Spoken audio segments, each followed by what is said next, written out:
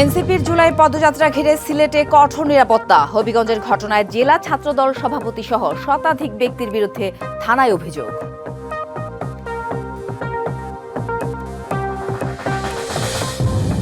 চট্টগ্রামে দায়িত্ব পালন করতে গিয়ে বারবার হামলার শিকার পুলিশ।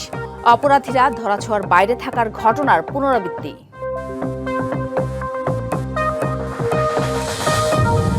টাঙ্গাইলে খাল সংস্কারের ছোট প্রকল্পে বড় অনিয়মের অভিযোগ। বরাদ্দের অর্থ শেষ হওয়ায় কাজ বন্ধ রয়েছে, দাবি ঠিকাদারের।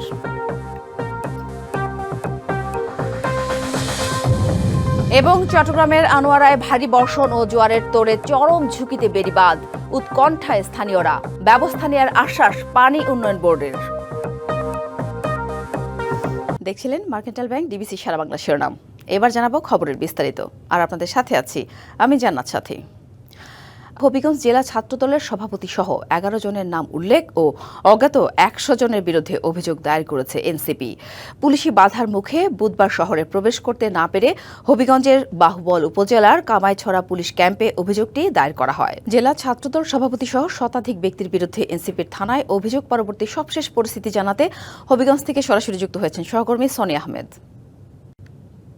সনি, আজ তো সিলেটে এনসিপির জুলাই পদযাত্রা, তো হবিগঞ্জে হামলার ঘটনায় এনসিপির দেওয়া অভিযোগটি কি মামলা হিসেবে এফআইআর হয়েছে কিনা, আর এছাড়া সেখানকার সার্বিক পরিস্থিতি আমাদের জানাবেন। দেখুন, গতকাল দিনভর নানা নাটকীয়তার পর রাতে কিন্তু এনসিপির নেতৃবৃন্দ কামাইছড়া পুলিশ ক্যাম্পে তারা ছাত্রদলের সভাপতি শাহ রাজীব আহমেদ রিঙ্গন সহ 11 জনের নাম উল্লেখ করে প্রায় 100 জনকে আসামি করে একটি লিখিত অভিযোগ দায়ের করেন। আমরা এ ব্যাপারে আজকে কথা বলেছিলাম হবিগঞ্জের সংশ্লিষ্ট পুলিশ কর্মকর্তাদের সঙ্গে। তারা যেমনটি বলছেন যে অভিযোগটি আমলে নেওয়া হয়েছে এবং অভিযোগটি খতিয়ে দেখা হচ্ছে। যাদেরকে আসামি দেওয়া হয়েছে তাদের এই হামলার সঙ্গে অর্থাৎ গত মঙ্গলবারের হামলার সঙ্গে সংশ্লিষ্টতা কতটুকু সেই বিষয়টি যাচাই বাছাই শেষে আইনি প্রক্রিয়া শেষে সেটি মামলা হিসেবে তারা রুজু করবেন। আর একটি জিনিস বলে রাখা প্রয়োজন, হবিগঞ্জে কিন্তু গত মঙ্গলবার এনসিপির যে পথসভা শেষে হামলার ঘটনার পর এনসিপি কিন্তু হবিগঞ্জ শহরে বিক্ষোভ কর্মসূচির ঘোষণা দেয়। তারপর কিন্তু ছাত্রদল, যুবদল, বিএনপি তারেক রহমানকে কটূক্তির প্রতিবাদে তারাও কিন্তু পাল্টা কর্মসূচি ঘোষণা করেন। এরই পরিপ্রেক্ষিতে শহর জুড়ে উত্তেজনা সৃষ্টি হয়। জেলা প্রশাসনের পক্ষ থেকে 144 ধারা জারি করা হয়। সেই 144 ধারা কিন্তু আজকেও বহাল রয়েছে। আমরা কথা বলেছিলাম জেলা প্রশাসনের সঙ্গে। তারা যেমনটি বলছেন যে সার্বিক পরিস্থিতি বিবেচনা করে হয়তোবা আজকে 144 ধারাটি প্রত্যাহার করা হতে পারে। তো হবিগঞ্জের সার্বিক আইনশৃঙ্খলা পরিস্থিতি নিয়ে এই ছিল আমার কাছে সবশেষ।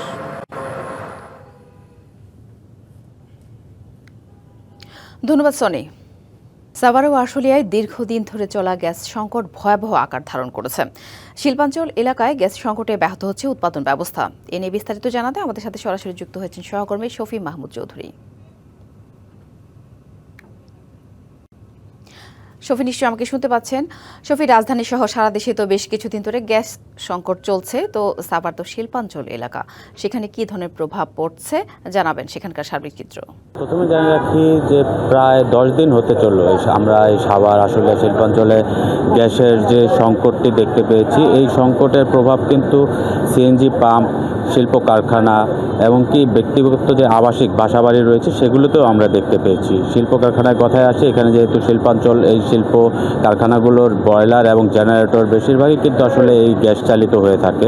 তো এই গ্যাস সংকটের কারণে অনেক সময় দেখা যাচ্ছে যে তারা গ্যাস পর্যাপ্ত পরিমাণ না পাওয়ার কারণে এই সংকটের ফলে তারা বিকল্প উপায়ে সেগুলি চালাতে হচ্ছে। আবার বিদ্যুৎ বিভ্রাটের একটি বাড়তি সংকট তৈরি হয়েছে। এই বিদ্যুৎ বিভ্রাটের কারণেও কিন্তু অতিরিক্ত জ্বালানি হিসাবে তাদেরকে দেখা যাচ্ছে গ্যাসের বিকল্প হিসাবে ডিজেল বা অন্য কোনো তেল ব্যবহার করতে হচ্ছে।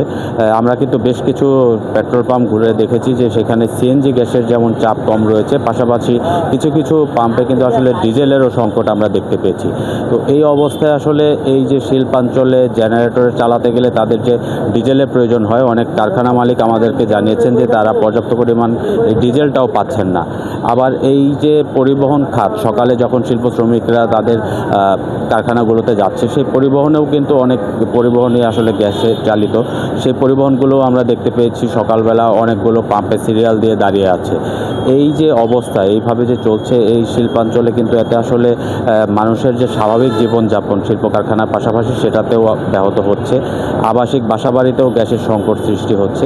তো সব মিলিয়ে আসলে এখানে যে পরিবেশ, তাতে বলা যায় যে এই অবস্থায় চলতে থাকলে শিল্প কারখানাগুলি কিন্তু অচিরেই খুব বড় ধরনের ক্ষতির সম্মুখীন হবেন। এবং শিল্প কারখানা মালিকরাও আমাদেরকে জানাচ্ছেন যে এভাবে তারা আসলে যেই অতিরিক্ত খরচে তাদের উৎপাদন চালানোর চেষ্টা করছেন, অনেক ছোট ছোট কারখানাগুলি কিন্তু সেই জায়গাটিতে সংকটের মুখে পড়ছে। বড় বড় কারখানাগুলি তাদের উৎপাদন চালিয়ে যেতে পারলেও আসলে শেষ মুহূর্তে তাদের যে উৎপাদন ব্যয়, সেটি দিয়ে তারা যে লোকসানের সম্মুখীন হবেন সেটি কিন্তু বলাই বাহুল্য। তো এই অবস্থা থেকে উত্তরণের জন্য দ্রুত এই শিল্পাঞ্চলে গ্যাসের সংকটটা যেন নিরসন করা যায়, সেই দাবিটি জানিয়ে আসছেন মালিক পক্ষ। এই ছিল কারখানার এবং শিল্পাঞ্চলের সর্বশেষ পরিস্থিতি। সাথী, ধন্যবাদ শফি। টাঙ্গাইলের ভুয়াপুরের যমুনা নদী থেকে উৎপন্ন খানুরবাড়ি গোবিন্দাসী খালের সংস্কার কাজ নিয়ে অসন্তুষ্ট স্থানীয়রা। তাদের দাবি, খাল সংস্কারের ছোট প্রকল্পে বড় দুর্নীতির আশ্রয় নিয়েছে ঠিকাদার।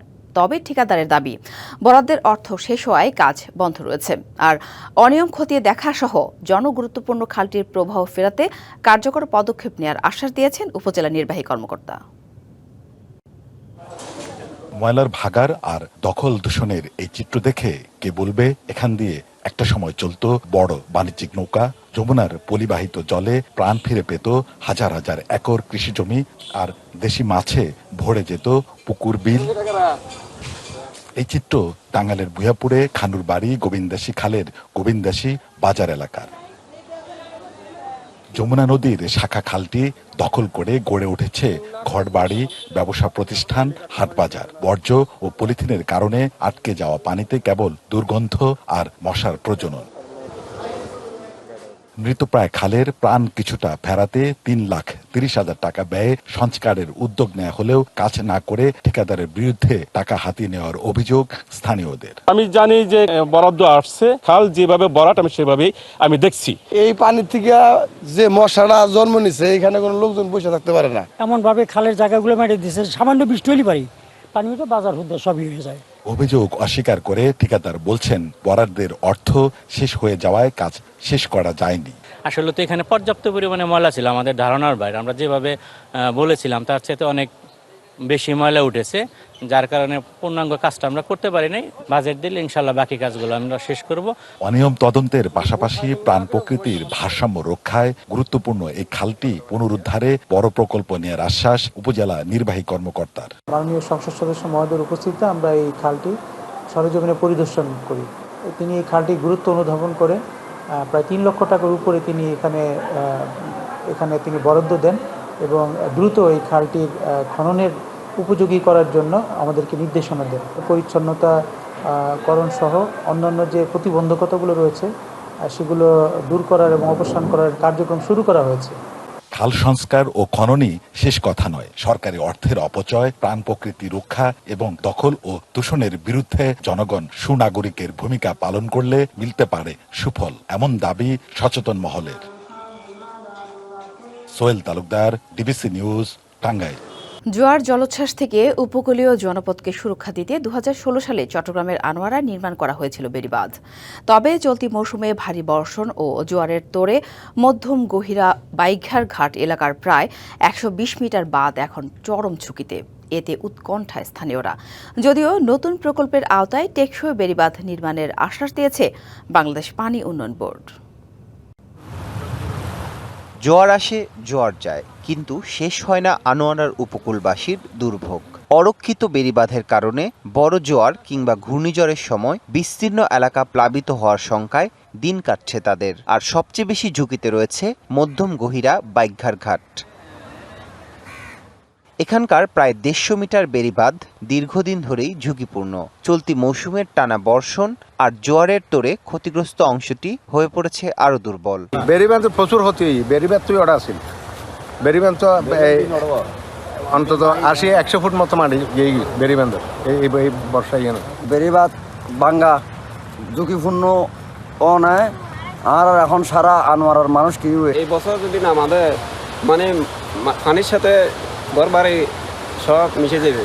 স্থানীয়দের অভিযোগ কাদামাটির অস্থায়ী বাঁধ দিয়েই প্রতিদিন চলাচল করতে হচ্ছে তাদের। এতে বাড়ছে দুর্ভোগ, থাকছে দুর্ঘটনার ঝুঁকিও। পানির মধ্যে চলে আসে ব্যবস্থা না পানি গোড়া বেরিবাদ ভাঙে ভাঙে তারা চলাফেরার অসুবিধা বেশি অসুবিধা। আমরা চাই অতি দ্রুত সরকারের হাতে টেকসই এবং যোগ্য বেরিবাদ চাই। 2016 সালে প্রায় 577 কোটি টাকা ব্যয়ে আনোয়ারা উপকূল রক্ষা ও বেড়িবাঁধ উন্নয়ন প্রকল্পের কাজ শুরু হয়, কিন্তু মধ্যম গহিরা বাইঘাট ঘাটের ঝুঁকিপূর্ণ অংশের স্থায়ী সংস্কার হয়নি। তাই প্রতি বর্ষা আর বড় জোয়ারে একই আতঙ্ক ফিরে আসে। তবে এবার নতুন পরিকল্পনার কথা বলছে পানি উন্নয়ন বোর্ড। উপকূলীয় বাঁধ পুনর্বাসনের কাজ চলমান আছে, যেখানে আমরা 2.775 কিলোমিটার বাঁধ পুনর্বাসন করছি সিসি ব্লক দিয়ে।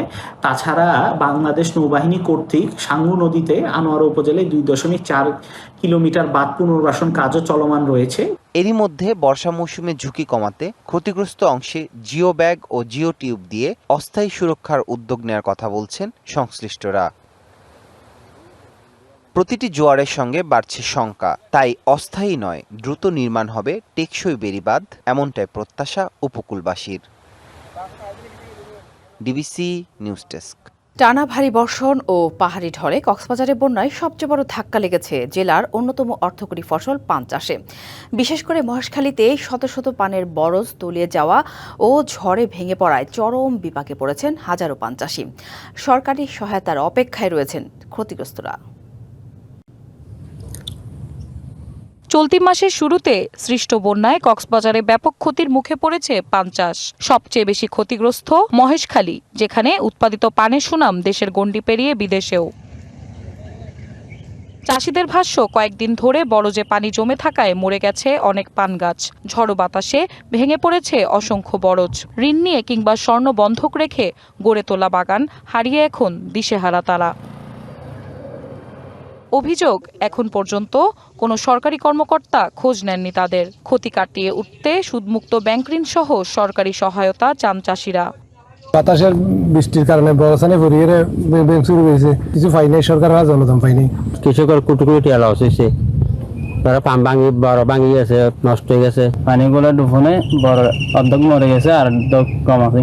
কৃষি সম্প্রসারণ অধিদপ্তর বলছে, এরই মধ্যে ক্ষয়ক্ষতির তালিকা ঊর্ধ্বতন কর্তৃপক্ষের কাছে পাঠানো হয়েছে। সরকারি বরাদ্দ এলে তা বিতরণ করা হবে ক্ষতিগ্রস্তদের মাঝে। আমাদের যেটি বেশিরভাগ ক্ষেত্রে পান চাষের ক্ষেত্রে পান বরজে পানি উঠে গেছিল, যেগুলো পানি নেমে যাওয়ার পর বেশিরভাগ পান বরজ আমাদের ঘুরে দাঁড়িয়েছে। তবে আমাদের সরকারিভাবে আমরা বিষয়টা অবহিত করেছি, যদি কোনো সহযোগিতা আসে তাহলে অবশ্যই আমরা পান বরজ চাষিদেরকে আমরা সহযোগিতা করব। চলতি মৌসুমে কক্সবাজারে 3065 হেক্টর জমিতে পান চাষ হয়েছে। এর মধ্যে বন্যায় 166 হেক্টর বরজ সম্পূর্ণ ও আংশিক ক্ষতিগ্রস্ত হয়েছে। জেলার লাখো মানুষের জীবিকা ও রপ্তানির সম্ভাবনার সঙ্গে জড়িত এই খাতকে টিকিয়ে রাখতে দ্রুত সরকারি সহায়তার দাবি সংশ্লিষ্টদের। DBC news desk. শিক্ষার্থীদের বিক্ষোভের কারণে গত রবিবার থেকে তালা ঝুলছে বরিশাল সিভিল সার্জন অফিস কক্ষে। সিভিল সার্জনের অপসারণ চেয়ে শিক্ষার্থীরা স্মারকলিপি দিয়েছেন বরিশাল বিভাগীয় স্বাস্থ্য পরিচালক এবং জেলার প্রশাসকের কাছে। দেয়া হয়েছে 48 ঘণ্টার আলটিমেটাম। এ বিষয়ে আরও জানাতে বরিশাল সিভিল সার্জন কার্যালয় থেকে সরাসরি যুক্ত হয়েছেন সহকর্মী জিয়াদ মাহমুদ। জিয়াদ, সিভিল সার্জনের অপসারণ চেয়ে শিক্ষার্থীরা তো ইতিমধ্যে সময় বেঁধে দিয়েছে, তো তাদের দাবি নিয়ে জানাবেন। এছাড়া সমস্যা সমাধানের প্রশাসনের পক্ষ থেকে কি কোনো উদ্যোগ নেওয়া হয়েছে কিনা? সাথেই রয়েছে বরিশাল সিভিল সার্জন কার্যালয়ে, যেখানে স্বাভাবিক সময়ে এখানে ব্যস্ততা থাকার কথা, প্রশাসনিক ব্যস্ততা থাকার কথা, কিন্তু এখন আমরা দেখছি অনেকটাই নীরবতা বলা চলে। এখানে সিভিল সার্জনের যে কক্ষটি সেটি তালাবদ্ধ অবস্থায় রয়েছে এবং এখানে প্রশাসনিক কার্যক্রম অনেকটাই স্থবির বলা চলে। এখানে যে শিক্ষার্থীদের টানা বিক্ষোভ, কয়েকদিনের বিক্ষোভের ফলে রোববার থেকে তালাবদ্ধ রয়েছে সিভিল সার্জনের কক্ষটি এবং শিক্ষার্থীদের কিন্তু দাবি উঠেছে তাকে অপসারণের। আপনাকে জানিয়ে রাখি, গত 21 জুলাই বরিশালের সিভিল সার্জন হিসেবে পদায়ন পান মনিরুজ্জামান এবং তারপরে আমরা জানতে পারি যে 23 জুলাই তিনি এখানে যোগদান করেন। যোগদানের পরপরই কিন্তু রোববার এখানে শিক্ষার্থীরা তাকে ফ্যাসিস্ট আখ্যা দিয়ে এখানে তালা ঝুলিয়ে দেন এবং তার কক্ষে, এবং তারা তার অপসারণ দাবি করেন। আপনি যেমনটি বলছিলেন যে ইতোমধ্যেই জেলা প্রশাসকের কার্যালয় কিংবা বিভাগীয় স্বাস্থ্য পরিচালকের কার্যালয়ে তারা স্মারকলিপি দিয়েছেন। আপনি দেখতে পাচ্ছেন যে এখনও কিন্তু সেই তালাটি ঝুলছে, এখানে শিক্ষার্থীরা অবস্থান করছেন। আমি এখানে আন্দোলন বিক্ষোভরত শিক্ষার্থীদের সাথে কথা বলবো। আসলে মূলত আপনাদের দাবিটি কি? আমরা দেখতে পাচ্ছি যে গত 21 তারিখের একটা এতে আপনার অফিস আদেশে স্বাস্থ্য মন্ত্রণালয়, সেখানে একজন দুর্নীতিবাজ আওয়ামী লীগের ফ্যাসিস্টের দোসর এবং শাস্তিপ্রাপ্ত কর্মকর্তা মনিরুজ্জামানকে বরিশালে সিভিল সার্জন হিসেবে নিয়োগ দিয়েছে, যার মাধ্যমে, যেই নিয়োগের মাধ্যমে বরিশালের স্বাস্থ্যখাত কলঙ্কিত হয়েছে আমরা মনে করছি। আমরা দেখেছি তাকে গৌরনদী উপজেলা স্বাস্থ্য কমপ্লেক্স থেকে ঝাড়ু মিছিল করেছে, রাস্তা ব্লক করেছে, এরপরে তাকে সেখান থেকে সরকার ওএসডি করতে বাধ্য হয়েছে। এমন একজন ব্যক্তিকে এই বরিশালের মতো একটি জায়গায় সিভিল সার্জন করা এটা মোটেও কাম্য নয়। এটা আমি মনে করছি বরিশালের মানুষের সাথে গাদ্দারি করা। আমরা এরকম ব্যক্তিকে সরানোর জন্যই যতদিন প্রয়োজন হয় ততদিন আমাদের আন্দোলন চলবে, আমরা আন্দোলন আমাদের চালিয়ে যাব। ধন্যবাদ আপনাকে। যেমনটি শুনছিলেন, তারা কিন্তু বলছেন, আন্দোলনরত বিক্ষোভরত যে শিক্ষার্থীরা রয়েছেন তারা বলছেন যে তাকে অপসারণ না করা হলে তাদের আন্দোলন বা বিক্ষোভ এটি কিন্তু চলমান থাকবে। আমি আরেকজনের সাথে কথা বলবো। আজকে কি আপনাদের কর্মসূচি রয়েছে? হ্যাঁ, আমরা গত 4 দিন যাবৎ শান্তিপূর্ণ অবস্থান কর্মসূচি পালন করেছি, কিন্তু তাকে মন্ত্রণালয় থেকে অপসারণ করা হয়নি। তো আমরা এই জন্য আজকে শান্তিপূর্ণ অবস্থান কর্মসূচি থেকে ঘোষণা দিয়েছি বরিশাল জেলা প্রশাসকের কার্যালয় ঘেরাও করব। ধন্যবাদ আপনাকে। আমি আরও একজন রয়েছেন বিক্ষোভকারী, আপনার সাথে কথা বলবো যে 48 ঘন্টার যে আলটিমেটাম দিয়েছেন, এটি অতিবাহিত হলে কি পদক্ষেপ নেবেন? আমি একজন আহত জুলাই যোদ্ধা। আমি কিন্তু বর্তমানে খুবই অসুস্থ। আমার উদ্দেশ্য এখানে একটাই, আমরা ভালো একজন প্রতিনিধি এখানে চাই, যাতে আমাদের চিকিৎসা সেবা দুর্নীতি না হোক। আমরা এমন একজন লোক চাই না যে এখানে দুর্নীতিবাদ আসে বসক। এখন বর্তমানে যে আসতেছে সে তার নামে অনেক, বর্তমানে এই 2017 সালের থেকে অনেক। ধন্যবাদ আপনাকে। যেমনটি শুনছিলেন যে নানা অভিযোগে অভিযুক্ত সিভিল সার্জন ডাক্তার মনিরুজ্জামান, এবং আমরা যতদূর জানতে পেরেছি যে বিভাগীয় স্বাস্থ্য পরিচালকের কার্যালয়ে ইতিমধ্যেই স্মারকলিপি দেওয়া হয়েছে, এবং বিভাগীয় যে স্বাস্থ্য পরিচালক যিনি রয়েছেন তার সাথে আমাদের কথা হয়েছে গতকাল। তিনি বলেছেন যে ঊর্ধ্বতন কর্তৃপক্ষ যে সিদ্ধান্ত নেবেন সে অনুযায়ী তিনি ব্যবস্থা নেবেন। এখন এই যে একজন সিভিল সার্জনকে কেন্দ্র করে যে ধরনের স্বাস্থ্য খাতে প্রশাসনিক জটিলতা তৈরি হয়েছে, সেই জটিলতা সমাধান করে দ্রুত এই যে কার্যালয়টি বা এই কক্ষটি খুলে দেওয়া কিংবা নতুন কাউকে পদায়ন করার যে সিদ্ধান্ত, সেই সিদ্ধান্ত নেওয়া হয়, এমন দাবি এখানকার যারা বিক্ষোভরত শিক্ষার্থী রয়েছে তাদের। এতটুকু ছিল বরিশাল থেকে আমার কাছে সাথী। ধন্যবাদ জিয়াদ। ভোলার 250 জেনারেল হাসপাতালে কোটি টাকার আইসিইউ সরঞ্জাম থাকলেও দক্ষ জনবলের অভাবে 5 বছর ধরে পড়ে আছে অচল অবস্থায়। নেই হৃদরোগীদের জন্য প্রয়োজনীয় সিসিইউ ইউনিটও। শুধু তাই নয়, চাহিদার বিপরীতে নেই পর্যাপ্ত চিকিৎসক ও নার্স। ফলে অতিরিক্ত রোগীর চাপ সামলাতে বেসামাল চিকিৎসকরা। যদিও হাসপাতালের তত্ত্বাবধায়ক জানান, জনবল সংকটের বিষয়টি জানানো হয়েছে ঊর্ধ্বতন কর্তৃপক্ষকে। প্রায় 20 লাখ মানুষের দ্বীপ জেলা ভোলার চিকিৎসা সেবার একমাত্র ভরসাস্থল 250 শয্যার জেনারেল হাসপাতাল। কিন্তু হাসপাতালটিতে সংকটাপন্ন রোগীদের জন্য নেই পর্যাপ্ত চিকিৎসা ব্যবস্থা, নেই কার্যকর সিসিইউ, আইসিইউ।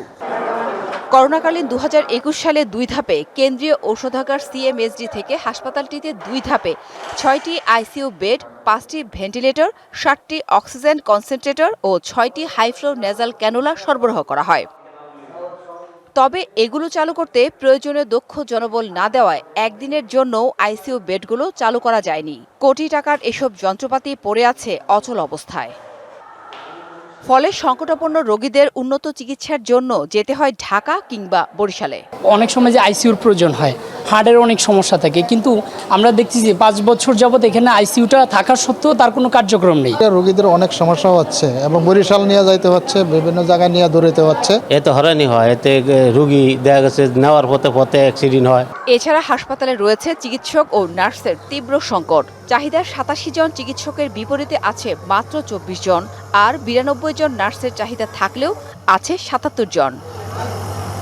সীমিত জনবল নিয়ে অতিরিক্ত রোগীর চাপ সামলাতে বেসামাল চিকিৎসকরা। হাই স্ট্রোকের পেশেন্টের অনেক সময় আইসিইউ সাপোর্ট লাগতে পারে, সেক্ষেত্রে সেই ব্যবস্থাও নাই। সেটা যন্ত্রপাতি আছে কিন্তু পর্যাপ্ত জনবল এবং দক্ষ জনবল না থাকার জন্য এটাও চালু করা যাচ্ছে না। জনবল সংকটের বিষয়টি জানানো হয়েছে ঊর্ধ্বতন কর্তৃপক্ষকে। দক্ষ জনবল নিয়োগ হলে সংকটাপন্ন রোগীদের স্বল্প খরচে এখানে চিকিৎসা সেবা দেওয়া সম্ভব বলেও জানান হাসপাতাল তত্ত্বাবধায়ক। আমরা ঊর্ধ্বতন কর্তৃপক্ষকে বিষয়টি অবহিত করেছি, তারা আমাদের ফ্যাসিলিটি রেডি করে দিয়ে যদি আমাদেরকে দক্ষ জনবল চালু করার জন্য প্রদান করে তাহলে অবশ্যই আমরা আইসিইউটা চালু করব। দ্রুত আইসিইউ ও সিসিইউ সেবা চালু ও দক্ষ জনবল নিয়োগ দিয়ে সংকটাপন্ন রোগীদের জরুরি চিকিৎসা সেবা নিশ্চিতে দ্রুত পদক্ষেপ নেবে কর্তৃপক্ষ, এমনটাই প্রত্যাশা স্থানীয়দের।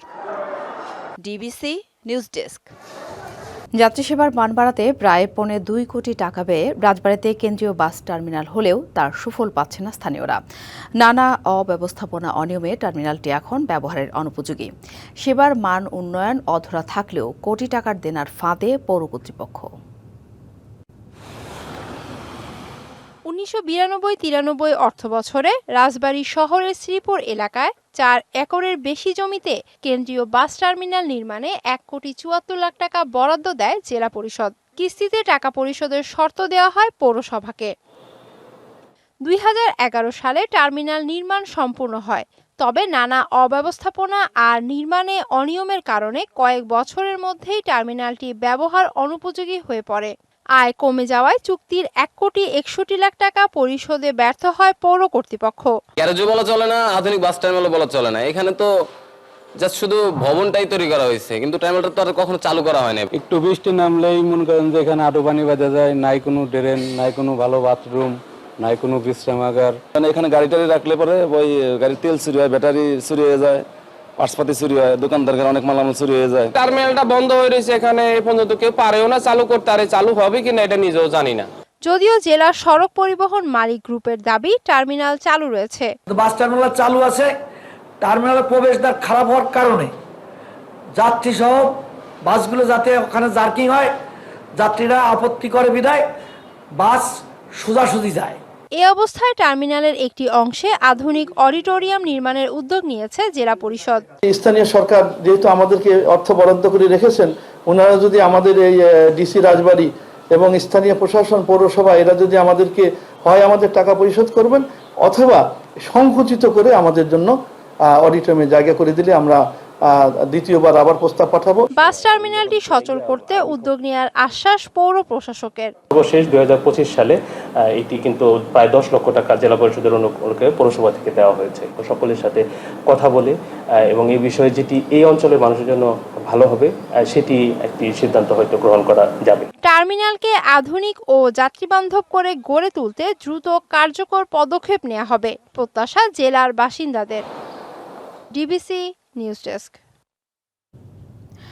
ডিবিসি সারা বাংলায় এই ছিল এখনকার মতো। ডিবিসি নিউজের সংবাদগুলো পড়তে ভিজিট করুন dbcnews.tv আর ভিজিট করুন ডিবিসির ফেসবুক পেজ এবং ইউটিউব চ্যানেল। ডিবিসির সঙ্গেই থাকুন।